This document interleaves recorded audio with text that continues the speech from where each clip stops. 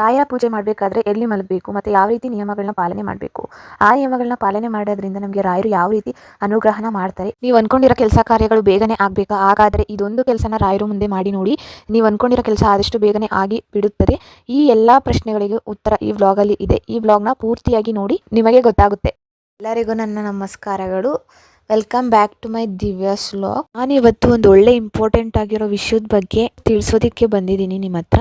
ರಾಯರು ಬಗ್ಗೆನೇ ನೀವು ಅಂದ್ಕೊಂಡಿರೋ ಕೆಲಸ ಕಾರ್ಯಗಳು ಆಗಬೇಕಾ, ಅಥವಾ ನೀವು ಎಲ್ಲರೂ ಒಂದು ಕಡೆ ಇಂಟರ್ವ್ಯೂಗೆ ಹೋಗ್ತಾ ಇರ್ತೀರಾ, ಇಲ್ಲ ಇನ್ನೇನಾದ್ರು ಹೊಸ ಕೆಲಸನ ಸ್ಟಾರ್ಟ್ ಮಾಡೋದಕ್ಕಂತ ಹೋಗ್ತಾ ಇರ್ತೀರಾ, ಇನ್ನು ಯಾವುದೇ ಕೆಲಸ ಆಗಿರ್ಬೋದು, ನೀವು ಚಿಕ್ಕದ್ರಿಂದ ದೊಡ್ಡದವರೆಗೂ ಯಾವುದೇ ಕೆಲಸಕ್ಕೆ ನೀವು ಕೈನ ಹಾಕ್ತಾ ಇದ್ದೀರಾ ಅಂತಂದರೆ ಇದೊಂದು ಕೆಲಸನ ನೀವು ರಾಯರು ಹತ್ರ ಪೂಜೆ ಮಾಡಬೇಕಾದ್ರೆ ಮಾಡಿ ನೋಡಿ.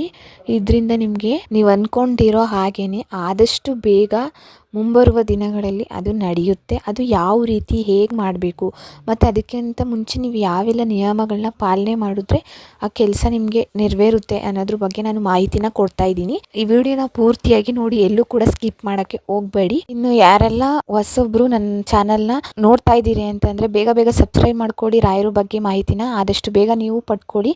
ಇದನ್ನು ನೀವು ಗುರುವಾರದ ದಿವಸನೇ ಮಾಡಬೇಕು. ಮೊದಲಿಗೆ ನೀವು ರಾಯರ ಪೂಜೆ ಮಾಡಬೇಕಾದ್ರೆ ಅದರ ಹಿಂದಿನ ದಿವಸ ಅಂದರೆ ಬುಧವಾರದ ದಿವಸ ನೀವು ಯಾವ ರೀತಿ ಶುದ್ಧವಾಗಿರಬೇಕು ಅನ್ನೋದ್ರ ಬಗ್ಗೆ ಮೊದಲು ತಿಳ್ಕೊಂಬಿಡೋಣ.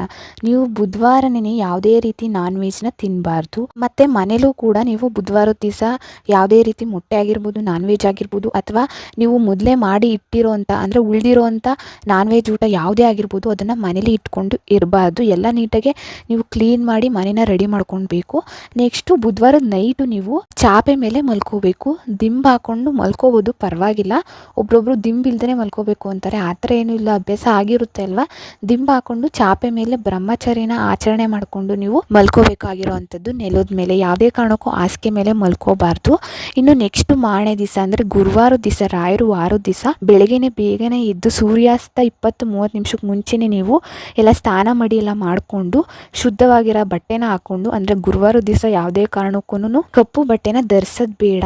ರಾಯರು ಪೂಜೆನ 6ರಿಂದ 6:30 ಒಳಗಡೆ ನೀವು ಮುಗಿಸಿದ್ರೆ ತುಂಬಾ ಒಳ್ಳೆಯದು ಅಂತಲೇ ಹೇಳ್ಬೋದು. ರಾಯರು ಪೂಜೆ ಜೊತೆಗೆ ನೀವು ವೆಂಕಟೇಶ್ವರ ಅವರ ಪೂಜೆನೂ ಮಾಡಿದ್ರೆ ಇನ್ನೂ ತುಂಬಾ ಒಳ್ಳೆಯದಾಗುತ್ತೆ. ಬುಧವಾರ ವೆಂಕಟೇಶ್ವರ ಅವರ ವಾರನೂ ಆಗಿರುತ್ತೆ. ನೀವು ಬುಧವಾರನೇ ಸ್ಟಾರ್ಟ್ ಮಾಡಿದ್ರು ಓಕೆ, ಇಲ್ಲ ನೀವು ಗುರುವಾರ ರಾಯರ ಜೊತೆಗೆ ಮಾಡ್ತೀವಿ ಅಂದರೂ ನಡೆಯುತ್ತೆ. ಯಾಕಂದರೆ ಇವಾಗ ಶ್ರಾವಣ ಸ್ಟಾರ್ಟ್ ಆಗಿರೋದ್ರಿಂದ ನೀವು ಯಾವುದಾದ್ರು ಕೆಲಸ ಕಾರ್ಯ ಮಾಡಬೇಕು, ಇಲ್ಲ ನೀವು ಮಾಡ್ತಾ ಇರೋವಂಥ ಕೆಲಸಗಳಲ್ಲಿ ಇನ್ನೂ ಜಾಸ್ತಿ ಡೆವಲಪ್ಮೆಂಟ್ ಆಗಬೇಕು, ಪ್ರಮೋಷನ್ನು ಆ ಥರ ಇನ್ನೇನಾದ್ರು ನಿಮಗೆ ಒಳ್ಳೊಳ್ಳೆ ಕೆಲಸಗಳು ಸಿಗಬೇಕು ಅಂತಂದರೆ ಮೊದಲಿಗೆ ವೆಂಕಟೇಶ್ವರನ ಪೂಜೆನ ಮಾಡಿದ್ರೆ ತುಂಬಾ ಶ್ರೇಷ್ಠ ಅಂತ ಹೇಳ್ಬೋದು. ಅದರಲ್ಲೂ ರಾಯರಿಗೆ ದೊಡ್ಡ ಗುರುಗಳೇ ವೆಂಕಟೇಶ್ವರ, ಅದು ಎಲ್ರಿಗೂ ಗೊತ್ತಿರೋ ಅಂಥದ್ದೇ. ವೆಂಕಟೇಶ್ವರ ಫಸ್ಟು ಮೊದಲಿಗೆ ವೆಂಕಟೇಶ್ವರ ಅವರ ಪೂಜೆನ ಮಾಡಿ ನೆಕ್ಸ್ಟು ರಾಯರಿಗೆ ಪೂಜೆನ ಮಾಡೋದ್ರಿಂದ ಒಳ್ಳೆ ರಿಸಲ್ಟ್ ಅಂತೂ ಸಿಕ್ಕೇ ಸಿಗುತ್ತೆ. ನೀವು ಮೊದಲಿಗೆ ಮನೆ ದೇವ್ರನ್ನ ಪೂಜೆನ ಮಾಡಿ ನೆಕ್ಸ್ಟ್ ಗಣಪತಿಗೆ ಪೂಜೆನ ಸಲ್ಲಿಸಿ ಆಮೇಲೆ ರಾಯರಿಗೆ ಪೂಜೆನ ಮಾಡಬೇಕಾಗಿರೋ ಅಂಥದ್ದು. ಪೂಜೆನ ಮಾಡಬೇಕಾದ್ರೆ ಯಾವುದೇ ರೀತಿ ಫ್ಯಾನ್ಸಿ ಟೈಪ್ ಬಟ್ಟೆಗಳನ್ನ ಹಾಕೋಬಾರ್ದು. ಚೂಡಿದಾರ ಅಥವಾ ಸೀರೆನ ಉಟ್ಕೋಬೋದು. ಗಂಡು ಮಕ್ಕಳಾದರೆ ಪಂಚೆನ ಹಾಕ್ಕೊಂಡು ಪೂಜೆ ಮಾಡಿದ್ರೆ ತುಂಬಾ ಶ್ರೇಷ್ಠ ಅಂತಲೇ ಹೇಳ್ಬೋದು. ನೀವು ರಾಯರಿಗೆ ಬಟ್ಟನ್ನ ಇಡ್ತೀರ ಅಂದರೆ ಗಂಧನ ಹಚ್ತೀರಲ್ವಾ, ಆ ಗಂಧನ ರಾಯರಿಗೆ ಇಟ್ಟು ಕಾಮಧೇನಿಗೆ ಇಟ್ಟು ಆದಮೇಲೆ ಅದೇ ಗಂಧನ ನೀವು ಉಳಿದಿರೋಂಥ ಗಂಧ ಇರುತ್ತಲ್ಲ ಅದನ್ನು ನಿಮ್ಮ ಹಣೆಗೆ ಇಟ್ಕೊಂಡು ನೀವು ಯಾವ್ದಾದ್ರು ಕೆಲಸಕ್ಕೆ ಹೊರಡ್ತಾ ಇದ್ದೀರಾ ಅಥವಾ ಇನ್ನೇನಾದರೂ ಸ್ಟಾರ್ಟ್ ಮಾಡ್ತಾ ಇದ್ದೀರಾ ಅಂದ್ಕೊಂಡು ಹೋದರೆ, ಅಂದರೆ ಅದನ್ನ ಇಟ್ಕೊಂಡು ಹೋದರೆ ಆ ಕೆಲಸ ಸಕ್ಸಸ್ ಆಗೇ ಆಗುತ್ತೆ. ಇದಂತೂ 100% ಟ್ರೂ ಅಂತಲೇ ಹೇಳ್ಬೋದು. ನೀವು ರಾಯರಿಗೆ ಇಟ್ಟಿರೋವಂಥ ಹಣೆಗೆ ಇಟ್ಟಿರೋವಂಥ ಗಂಧನ ನಿಮ್ಮ ಹಣೆಗೆ ಇಟ್ಕೊಂಡು ರಾಯರು ಪೂಜೆನ ಮಾಡಿದ್ದೇ ಆದರೆ ನಿಮಗೆ ಅಲ್ಲಿಗೆ ಒಳ್ಳೆ ರಿಸಲ್ಟು ಸಿಕ್ಕೇ ಸಿಗುತ್ತೆ.